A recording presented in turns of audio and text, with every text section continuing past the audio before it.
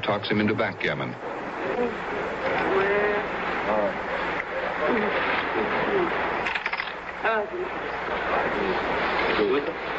She was winning, and he was pleasantly relieved when the Minister of Defense and his wife came by for a visit. Sadat does not have time for many close friends. He and Ahmed Ismail have been friends since they were young officers and joined the revolution. Revolution came naturally to Sadat, but he was not in government when the officers solidified their power. I don't like the administration. I don't like it. It is something in my blood. I used to say to Nasser, I can help you, but I don't want to be a minister or something like that. I can help you from my stand in anywhere. Because Sadat was not publicly apparent as part of Nasser's inner circle, most people judged him to be of little influence. Nasser's presidency, however, was marked by constant power struggles. The villager knew how to survive. Sadat returned to his old job as a journalist. He wrote a book on the revolution. We know now that he never lost contact with Nasser. The others, when they disagree with him, they declare it and they make a show of it. But I disagreed with him, but we used to discuss this either at his home or at my home, and we used to have very hot discussions. Nasser electrified and sometimes frightened the world. Sadat's style is different and many believe more effective.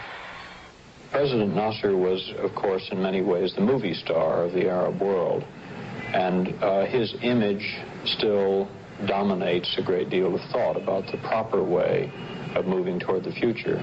President Sadat is a quieter man. He's more of a father figure. He's more of the ideal Egyptian villager.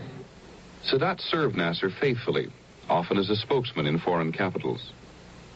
I remember once when he was on his way to America, and people were worrying if he was going to make boo-boos all over the place. And an American friend of Nasser's said, well, I don't think Anwar Sadat is smart enough to make any serious mistakes. He's bound to just go over there and be a genial boob everywhere.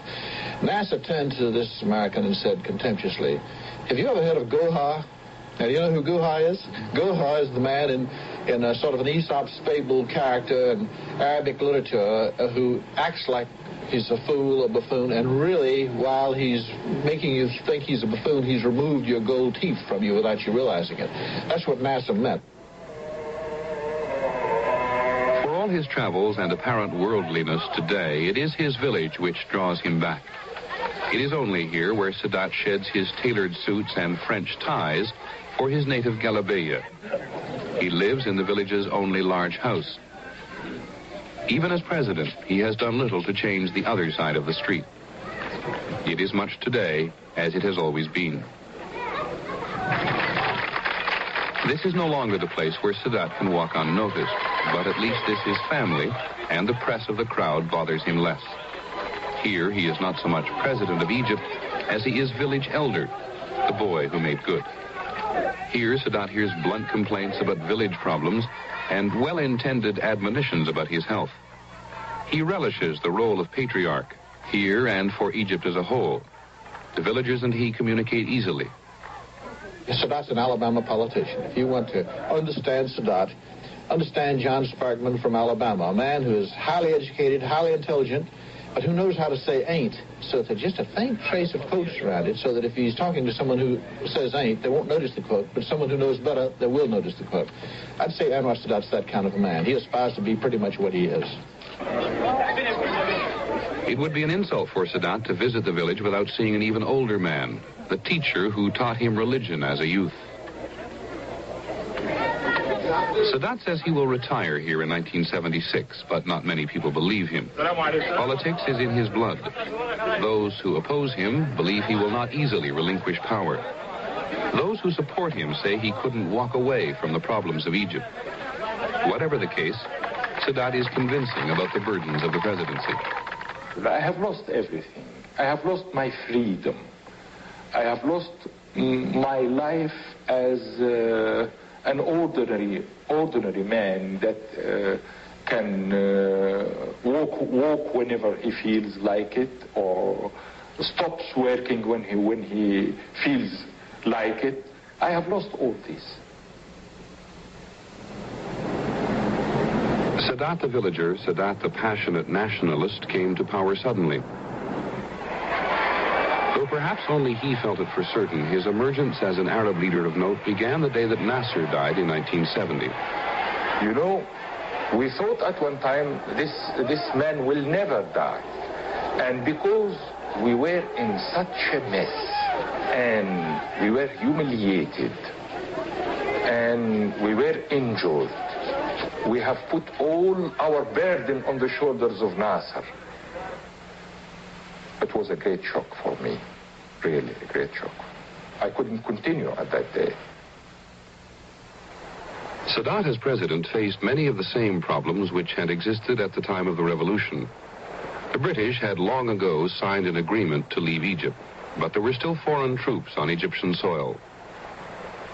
Since the June War of 1967, the Israelis had occupied virtually all of Sinai.